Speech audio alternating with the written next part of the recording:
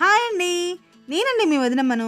ఈరోజు మీకు ఇంట్లోనే ఈజీగా, టేస్టీగా కేజీ చికెన్ పికిల్‌ని ఎక్కువ రోజులు నిల్వ ఉండేలాగా ఎలా తయారు చేసుకోవాలో చేసి చూపించబోతున్నాను. దానికోసం ముందుగా మసాలా ప్రిపరేషన్. పొయ్యి మీద ఒక ప్యాన్‌ని ఉంచి 4, 5 లవంగాలు, 1 ఇంచు దాల్చిన చెక్క, 4, 5 యాలుకలు, 4, 5 మిరియాలు ఈ మొత్తాన్ని లైట్‌గా ఫ్రై అవ్వనివ్వాలి. అవి ఫ్రై అయ్యాక మాత్రమే 2 టేబుల్ స్పూన్ల ధనియాలను కూడా యాడ్ చేసి మొత్తాన్ని ఫ్రై చేసుకొని చల్లారాక మిక్సీ చేసుకొని పక్కన ఉంచుకోవాలి. ఇక్కడ మీకు ఒక టిప్ని షేర్ చేసుకోవాలండి.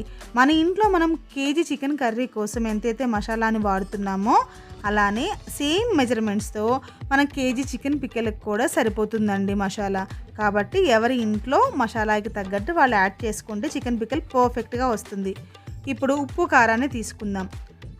గ్రాముల్లో అయితే 60 గ్రాముల కారం, 40 గ్రాముల ఉప్పు.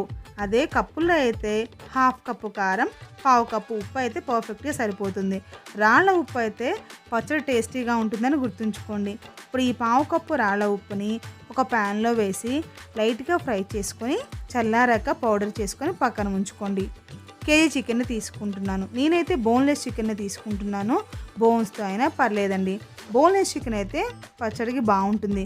వాటి మీడియం సైజు పీసులుగా కట్ చేసుకొని శుభ్రంగా కడిగి ఒక ప్యాన్లోకి తీసుకోవాలి. ఇప్పుడు 1 టేబుల్ స్పూన్ ఉప్పుని, హాఫ్ టేబుల్ స్పూన్ పసుపుని, 2-3 టేబుల్ స్పూన్లు ఆయిల్ని వేసి ఈ మొత్తాన్ని ఉడకనివ్వాలండి. మనము సాల్ట్ని యాడ్ చేయడం వల్ల చికెన్ పీసెస్లో చికెన్లో ఉన్న ఎక్సెస్ వాటర్ మొత్తం రిలీజ్ అయ్యి వాటర్ వస్తుంది బయటికి. ఆ రిలీజ్ అయిన వాటర్లోని చికెన్ ముక్కల్ని ఉడకనివ్వాలి. ఇప్పుడు ఆ నీరంతా ఇంకి ఫ్రై అయ్యేంత వరకు మీడియం ఫ్లేమ్లో ఉంచి చికెన్ ముక్కల్ని ఉడికించుకోవాలండి. చూసారా, ఇలా ఆ నీరంతా ఇంకి ఇలా ఆయిల్లో లైట్గా ఫ్రై అవ్వాలి.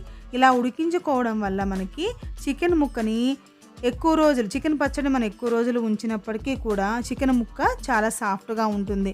అలా కాకుండా మనం డైరెక్ట్గా ఫ్రై చేసినట్లయితే ఉడికించకుండా ఒక వారం రోజుల తర్వాతే మనకి ఆ చికెన్ ముక్క గట్టిగా రబ్బర్లాగా సాగుతూ ఉంటుందండి. అలా కాకుండా ఇలా ఉడికించి మీరు చికెన్ పిక్కల్ని పెట్టి చూడండి, చాలా రోజులు నిల్వ ఉంటుంది. చాలా రోజులు ఉన్నప్పటికీ లోపల సాఫ్ట్గా కూడా ఉంటుంది. అలా ఉడికించిన ముక్కల్ని 300 గ్రాముల ఆయిల్ని తీసుకొని, పల్లి నూనె అయినా పర్లేదు, నువ్వుల నూనె అయినా పర్లేదండి, తీసుకొని ఆ ముక్కల్ని లైట్గా గోల్డెన్ కలర్ వచ్చేంత వరకు ఫ్రై చేసుకొని పక్కన ఉంచుకోవాలి. ఇప్పుడు ఆ మిగిలిపోయిన నూనెలోనే 2 టేబుల్ స్పూన్ల అల్లం వెల్లుల్లి పేస్ట్ని వేసి సిమ్లో ఉంచి స్టవ్ని దోరగా పచ్చివాసన పోయి కలర్ చేంజ్ అయ్యేంత వరకు ఈ అల్లం వెల్లుల్లి పేస్ట్ని ఫ్రై చేసుకోవాలి.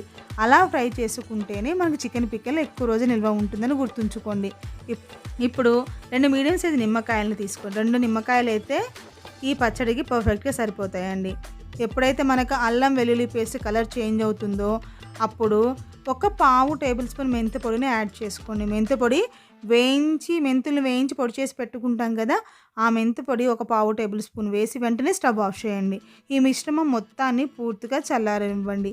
ఇప్పుడు చికెన్ పిక్కల కోసం నేనైతే 2 వెల్లుల్లిపాయల్ని సన్న స్లైస్లుగా కట్ చేసుకొని తీసుకుంటున్నాను. ఇది పూర్తిగా ఆప్షనల్ అండి. మీకు ఇష్టమైతేనే వేసుకోండి, లేకపోతే అవసరం లేదు. వీటిని వేసినా వేయకపోయినా చికెన్ పచ్చడిలో ఎటువంటి మార్పు ఉండదండి టేస్ట్లో.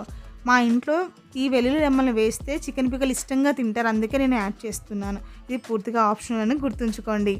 ఇప్పుడు ఒక బౌల్లో పూర్తిగా చల్లారిన చికెన్ ముక్కల్ని, పావు టేబుల్ స్పూన్ పసుపుని, ముందుగా మిక్సీ చేసి పక్కన పెట్టుకున్న మసాలా మిశ్రమాన్ని, 60 గ్రాముల కారాన్ని, 40 గ్రాముల సాల్ట్ని, వెల్లుల్లి రెమ్మలు సన్నగా స్లైస్లుగా కట్ చేసుకున్న వెల్లుల్లి రెమ్మల్ని వేసి ఈ మొత్తాన్ని బాగా కలపండి. దీంతోపాటు ముందుగా ఫ్రై చేసుకున్నాం కదా అల్లం వెల్లుల్లి పేస్ట్ ఆయిల్, ఈ మొత్తం ఆయిల్తో సహా మొత్తం మిశ్రమాన్ని వేసి బాగా కలపండి. ఉప్పు కారం ఈ మసాలా బాగా పట్టేలాగా కలిపి తర్వాత చివరగానే మనం నిమ్మరసాన్ని యాడ్ చేసుకోవాలండి. మొత్తాన్ని బాగా కలిపి ఇప్పుడు నిమ్మరసాన్ని యాడ్ చేసుకుందాం. నిమ్మరసాన్ని కూడా యాడ్ చేసి ఒక్కసారి బాగా కలియబెట్టి మూత పెట్టి ఒక 24 అవర్స్ ఈ పచ్చడికి రెస్ట్ ఇవ్వాలండి. ఎందుకంటే 24 గంటల పాటు మనం మూత పెట్టి పక్కన ఉంచడం వల్ల ఉప్పు కారం పులుపు అవన్నీ ముక్కకు పట్టి మనకి ఏదైనా తగ్గినట్లయితే ఆ 24 అవర్స్ తర్వాత ఒకసారి టేస్ట్ చూసుకొని దాన్ని మనము గ్లాస్ బాటిల్లో తీసుకొని స్టోర్ చేసుకుంటే బాగుంటుంది ఎక్కువ రోజుల పాటు. ఇలా మొత్తాన్ని కలిపి మూత పెట్టి 24 గంటల పాటు వదిలేయండి.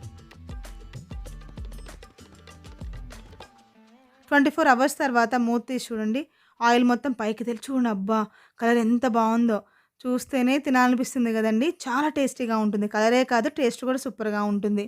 ఇప్పుడు మొత్తాన్ని కలిపి ఒక గ్లాస్ బాటిల్‌లో స్టోర్ చేసుకోండి. ఫ్రిడ్జ్‌లో అయినా పర్వాలేదు, బయటైనా పర్వాలేదు. మీరు ఖచ్చితంగా ట్రై చేసి మీకెలా వచ్చిందో నాకు కామెంట్ చేయడం మాత్రం మర్చిపోకండి. అన్నట్లు సబ్స్క్రైబ్ చేసుకోండి, లైక్ చేయండి, షేర్ చేయండి, కామెంట్ చేయడం మర్చిపోకండి.